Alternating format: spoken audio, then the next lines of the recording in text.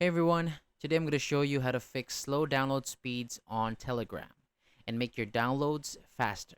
First, open your Telegram app. Now tap the three lines at the top left corner of the screen.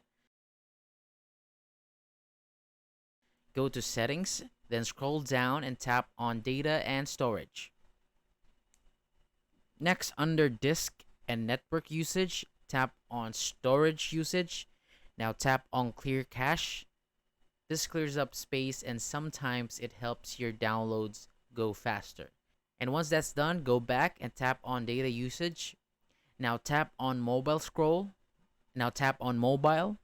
Scroll all the way down until you see auto download media and tap on it. Turn it on and set the data usage to high.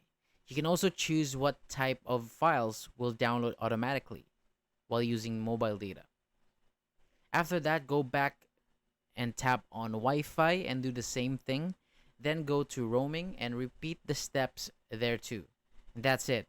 By following these steps, you should notice your Telegram download speed is getting faster.